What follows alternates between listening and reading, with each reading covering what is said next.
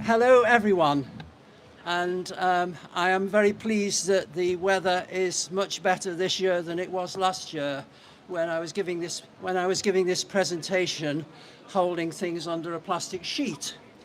My name is David Smith and I am the Chief Officer of the UK charity 15 Square. 15 Square helps men who have been damaged either physically or psychologically through circumcision. And I'm delighted to be present here today in Cologne in front of this magnificent cathedral.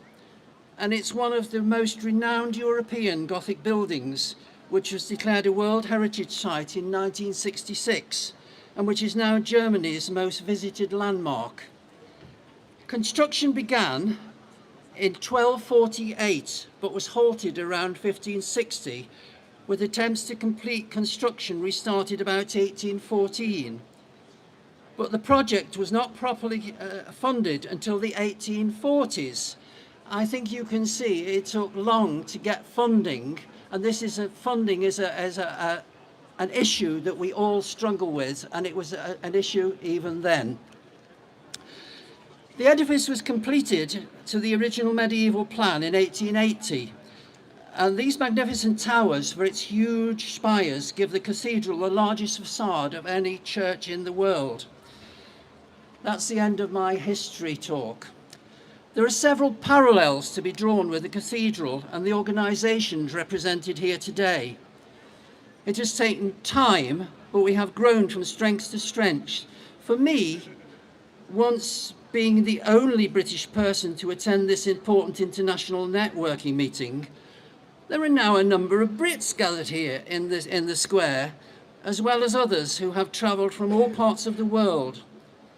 But the creation, success and development of this annual gathering is due to the dedicated team here in Germany, who have pioneered the event, which, like the edifice behind me, has undoubtedly developed from its original objectives and plans, and which will, with growing support, continue to raise awareness internationally and make our subject matter in all its various aspects more openly discussed.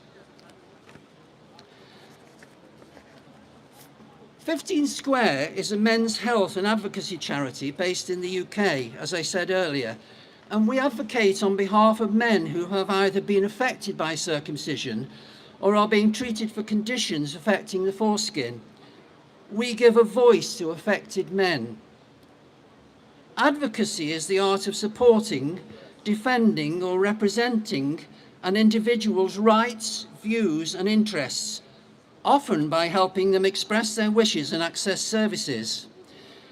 It ensures people are involved in decisions regarding their health, care and well-being, providing confidential and independent support, often for free. And there are many advocacy organisations throughout the world working towards regulation of non-therapeutic genital surgery. In most Western countries, the legal and ethical treatment of non-therapeutic genital surgery, it differs depending on whether the child is categorised as male, female or intersex.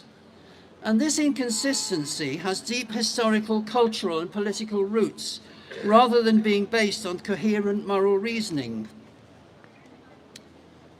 Female genital cutting has come to be viewed in Western law and policy as a human rights violation and a form of gender-based violence, largely due to feminist and anti-colonial advocacy from the 1970s onwards. It is criminalised even for symbolic acts like nicking, regardless of parental consent or cultural motivation. Girls are protected because their cutting is framed as cultural harm. Intersex infants are often subjected to genital surgeries aimed at normalising appearance to male or female norms. These are defended as medical or psychosocial interventions rather than cultural ones, even though they aren't often medically necessary. Human rights advocates and some countries now recognise that these practices as rights violations, and they have begun to restrict them. Intersex children are increasingly protected because activists have shown such surgeries are not medically necessary.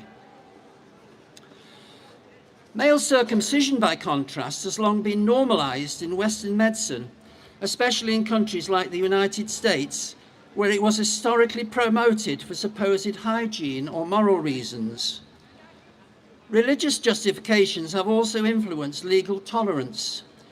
It's therefore treated as culturally mainstream, despite being physically more invasive than some banned forms of female genital mutilation.